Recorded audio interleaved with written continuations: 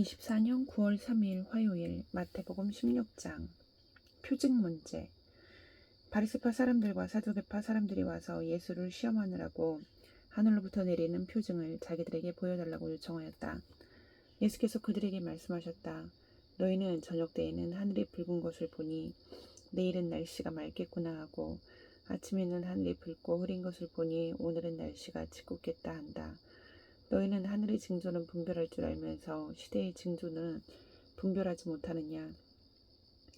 악하고 음란한 세대가 표징을 요구하지만 이 세대는 요나의 표징밖에는 아무 표징도 받지 못할 것이다. 그리고 나서 예수께서는 그들을 남겨두고 떠나가셨다. 제자들이 건너편에 이르렀는데 그들은 빵을 가져오는 것을 잊었다. 예수께서 그들에게 말씀하셨다. 너희는 바리새파 사람들과 사두개파 사람들의 누룩을 주의하고 경계하여라. 그들은 서로 수군거리며 말하였다. 우리가 빵을 가져오지 않았구나. 예수께서 이것을 아시고 말씀하셨다. 믿음이 적은 사람들아, 어찌하여 너희는 빵이 없다는 것을 두고 서로 수군거리느냐.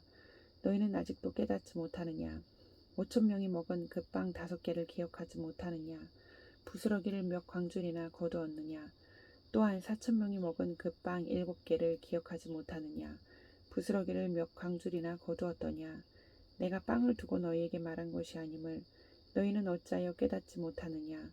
바리새파 사람들과 사두개파 사람들의 누룩을 경계하여라. 그제서야 그들은 빵의 누룩이 아니라 바리새파 사람들과 사두개파 사람들의 가르침을 경계하라고 하시는 말씀인 줄을 깨달았다. 예수께서 빌립보의 가이사라 지방에 이르러서 제자들에게 물으셨다. 사람들이 인자를 누구라고 하느냐? 제자들이 대답하였다. 세례자 요한이라고 하는 사람들도 있고 엘리야라고 하는 사람들도 있고 예레미야나 예언자들 가운데의 한 분이라고 하는 사람들도 있습니다. 예수께서 그들에게 물으셨다. 그러면 너희는 나를 누구라고 하느냐? 시몬 베드로가 대답하였다. 선생님은 살아계신 하나님의 아들 그리스도십니다. 예수께서 그에게 말씀하셨다. 시몬 바요나가 나야. 너는 복이 있다. 너에게 이것을 알려주신 분은 사람이 아니라 하늘에 계신 나의 아버지시다. 나도 너에게 말한다. 너는 베드로다. 나는 이 반석 위에다가 내 교회를 세우겠다. 죽음의 문들이 그것을 이기지 못할 것이다. 내가 너에게 하늘나라의 열쇠를 주겠다. 내가 무엇이든지 땅에서 매면 하늘에서도 매일 것이요 땅에서 풀면 하늘에서도 풀릴 것이다. 그때 예수께서 제자들에게 엄명하시기를 자기가 그리스도라는 것을 아무에게도 말하지 말라고 하셨다. 그때부터 예수께서는 자기가 반드시 예루살렘에 올라가야 하며 장로들과 대제사장들과 율법학자들에게 많은 고난을 받고 죽임을 당해야 하며 사흘째 되는 날에 살아나야 한다는 것을 제자들에게 밝히기 시작하셨다. 이에 베드로가 예수를 따로 붙들고 주님 안 됩니다. 절대로 이런 일이 주님께 일어나서는 안 됩니다 하고 말하면서 예수께 대들었다. 그러나 예수께서는 돌아서서 베드로에게 말씀하셨다. 사탄아, 내 뒤로 물러가라. 너는 나에게 걸림돌이다. 너는 하나님의 일을 생각하지 않고 사람의 일만 생각하는구나. 그때 예수께서는 제자들에게 말씀하셨다.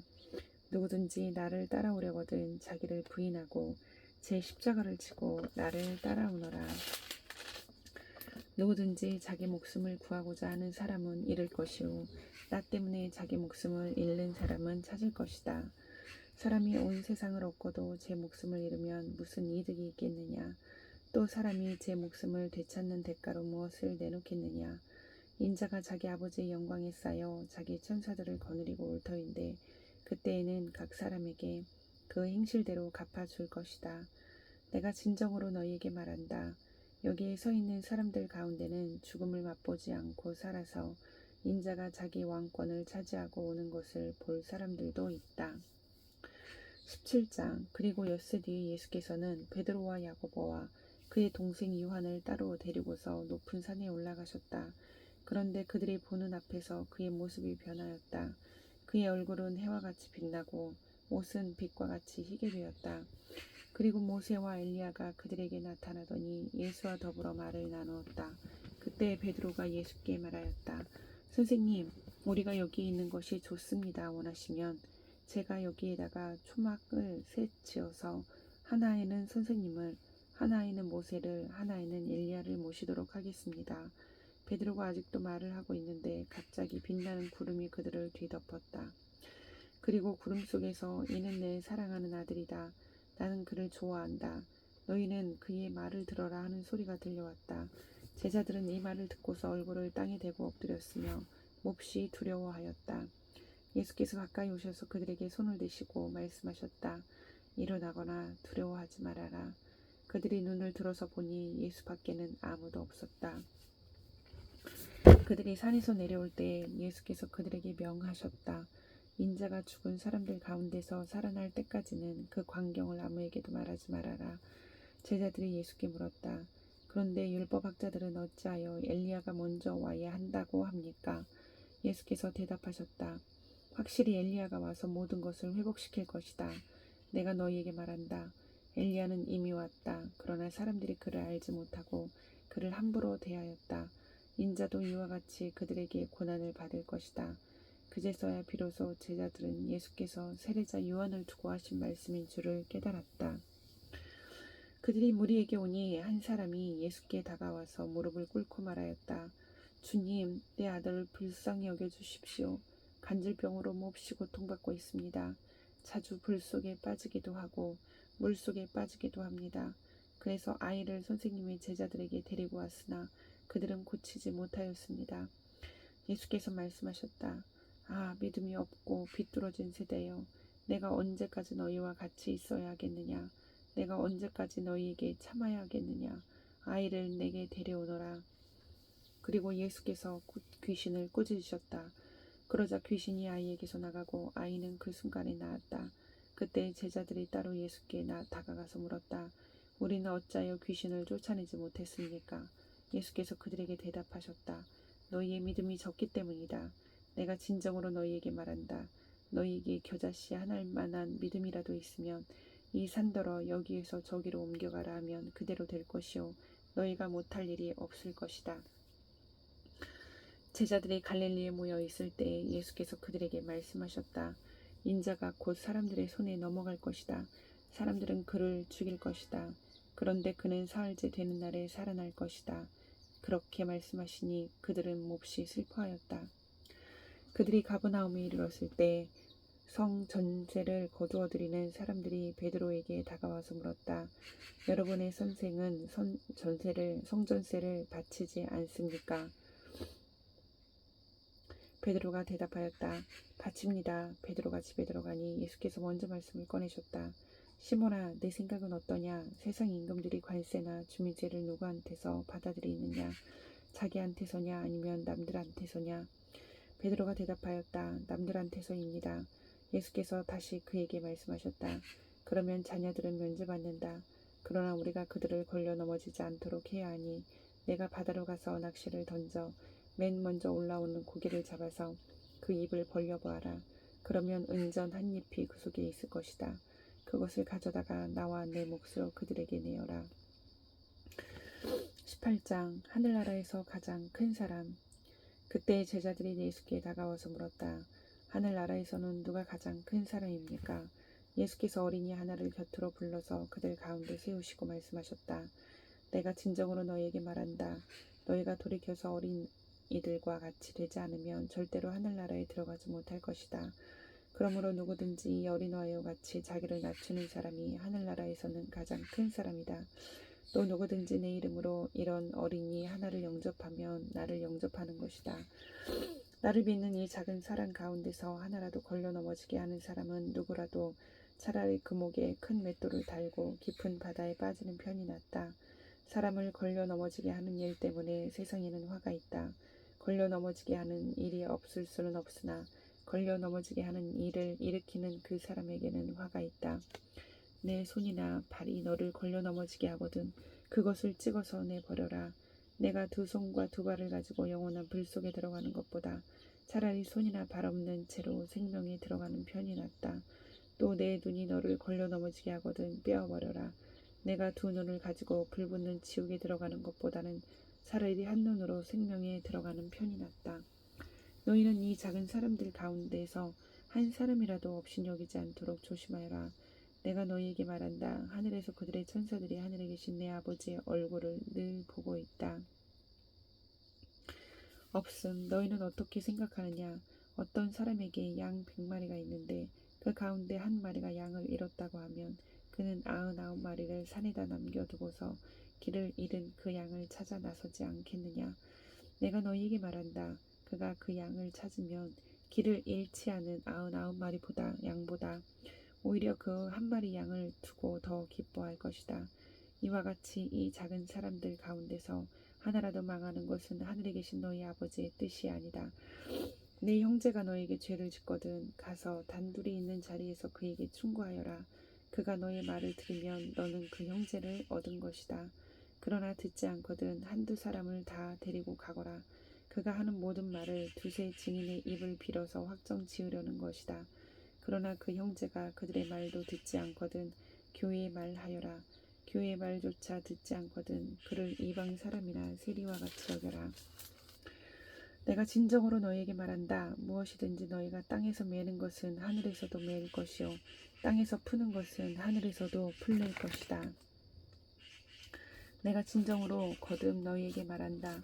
땅에서 너희 가운데 두 사람이 합심하여 무슨 일이든지 구하면 하늘에 계신 내 아버지께서 그들에게 이루어 주실 것이다. 두세 사람이 내 이름으로 모여있는 자리 거기에 내가 그들 가운데 있다. 그때 베드로가 예수께 다가와서 말하였다. 주님, 내 형제가 나에게 자꾸 죄를 지으면 내가 몇 번이나 용서하여 주어야 합니까? 7번까지 하여야 합니까? 예수께서 대답하셨다. 7번만이 아니라 70번을 7번이라도 하여야 한다. 그러므로 하늘나라는 마치 자기 종들과 샘을 가리려고 하는 어떤 왕과 같다. 왕이 샘을 가리기 시작하니 10,000달란트 빚진 종 하나가 왕 앞에 끌려왔다. 그런데 그는 빚을 갚을 돈이 없으므로 주인은 그 종에게 자신과 그 아내와 자녀들과 그 밖에 그가 가진 것을 모두 팔아서 갚으라고 명령하였다. 그랬더니 종이 그 앞에 무릎을 꿇고 참아 주십시오. 다 갚겠습니다 하고 애원하였다. 주인은 그 종을 가엾게 여겨서 그를 놓아주고 빚을 없애주었다. 그러나 그 종은 나가서 자기에게 100데나리온 빚진 동료 하나를 만나자 붙들어서 멱살을 잡고 말하기를 내게 빚진 것을 갚아라 하였다. 그 동료는 엎드려 간청하였다. 참아주게 내가 갚겠네. 그러나 그는 들어주려 하지 않고 가서 그 동료를 감옥에 집어넣고 빚진 돈을 갚을 때까지 갇혀 있게 하였다. 다른 종들이 이 광경을 보고 매우 딱하게 여겨서 가서 주인에게 그 일을 다 일렀다. 그러자 주인이 그 종을 불러다 놓고 말하였다. 이 악한 종아, 내가 애원하기에 나는 너에게 그 빚을 다 없애주었다. 내가 너를 불쌍히 여긴 것처럼 너도 내 동료를 불쌍히 여겼어야 할 것이 아니냐. 주인이 노하여 그를 형무소 관리에게 넘겨주고 빚진 것을 다 갚을 때까지 거두어 두게 하였다. 너희가 각각 진심으로 자기 형제 자매를 용서해 주지 않으면 나의 하늘 아버지께서도 너희에게 그와 같이 하실 것이다. 19장 이혼 문제. 예수께서 이 말씀을 마치시고 갈릴리를 떠나서 요단강 건너편 유대 지방으로 가셨다. 많은 무리가 예수를 따라왔다. 예수께서는 거기서 그들을 고쳐주셨다. 바리새파 사람들이 예수께 다가와서 그를 시험하려고 물었다. 무엇이든지 이유만 있으면 남편이 아내를 버려도 됩니까? 예수께서 대답하셨다. 사람을 창조하신 분이 처음부터 그들을 남자와 여자로 지으셨다는 것과 그리고 그가 말씀하시기를 그러므로 남자는 아버지와 어머니를 떠나서 자기 아내와 합하여서 둘이 한 몸이 될 것이다 하신 것을 너희는 아직 읽어보지 못하였느냐. 그러므로 그들은 이제 둘이 아니라 한 몸이다. 하나님이 짝지어 주신 것을 사람이 갈라놓아서는 안 된다. 그들이 예수께 말하였다. 그러면 어찌하여 모세는 이혼증서를 써주고 아내를 버리라고 명령하였습니까? 예수께서 대답하셨다. 모세는 너희의 마음이 완악하기 때문에 아내를 버리는 것을 허락하여 준 것이지 본래부터 그랬던 것은 아니다. 내가 너희에게 말한다. 음행한 까닭이 아닌데도 아내를 버리고 다른 여자에게 장가드는 사람은 누구나 간음하는 것이다. 제자들이 예수께 말하였다. 남편과 아내 사이가 그러하다면 차라리 장가들지 않는 것이 좋겠습니다. 예수께서 그들에게 말씀하셨다. 누구나 다 이 말을 받아들이지는 못한다. 다만 타고난 사람들만이 받아들인다. 모태로부터 그렇게 태어난 고자도 있고 사람이 고자로 만들어서 된 고자도 있고 또 하늘나라 때문에 스스로 고자가 된 사람도 있다. 이 말을 받아들일 수 있는 사람은 받아들여라. 그때 사람들이 예수께 어린이들을 데리고 와서 손을 얹어서 기도하여 주시기를 바랐다. 그런데 제자들이 그들을 꾸짖었다. 그러나 예수께서 말씀하셨다. 어린이들이 내게 오는 것을 허락하고 막지 말아라. 하늘나라는 이런 어린이들의 것이다. 그리고 그들에게 손을 얹어주시고 거기에서 떠나셨다. 그런데 한 사람이 예수께 다가와서 물었다. 선생님, 내가 영원한 생명을 얻으려면 무슨 선한 일을 해야 합니까? 예수께서 그에게 말씀하셨다. 어찌하여 너는 나에게 선한 일을 묻느냐? 선한 분은 한 분이다. 내가 생명에 들어가기를 원하면 계명들을 지켜라. 그가 예수께 물었다. 어느 계명들을 지켜야 합니까? 예수께서 대답하셨다. 살인하지 말아라. 간음하지 말아라. 도둑질하지 말아라. 거짓 증언을 하지 말아라. 아버지와 어머니를 공경하여라. 그리고 내 이웃을 내 몸과 같이 사랑하여라. 그 젊은이가 예수께 말하였다. 나는 이 모든 것을 다 지켰습니다. 아직도 무엇이 부족합니까? 예수께서 그에게 말씀하셨다. 내가 완전한 사람이 되려고 하면 가서 내 소유를 팔아서 가난한 사람에게 주어라. 그리하면 내가 하늘에서 보화를 차지하게 될 것이다. 그리고 와서 나를 따라라. 그러나 그 젊은이는 이 말씀을 듣고 근심을 하면서 떠나갔다. 그에게는 재산이 많았기 때문이다. 예수께서 제자들에게 말씀하셨다. 내가 진정으로 너희에게 말한다. 부자는 하늘나라에 들어가기가 어렵다. 내가 다시 너희에게 말한다. 부자가 하나님 나라에 들어가는 것보다 낙타가 바늘귀로 지나가는 것이 더 쉽다. 제자들이 이 말씀을 듣고 깜짝 놀라서 말하였다. 그러면 누가 구원을 얻을 수 있습니까? 예수께서 그들을 눈여겨보시고 말씀하셨다. 사람은 이 일을 할 수 없으나 하나님은 무슨 일이나 다 하실 수 있다. 이 말씀을 듣고 베드로가 예수께 말하였다. 보십시오. 우리는 모든 것을 버리고 선생님을 따랐습니다. 그러니 우리가 무엇을 받겠습니까? 예수께서 그들에게 말씀하셨다. 내가 진정으로 너희에게 말한다.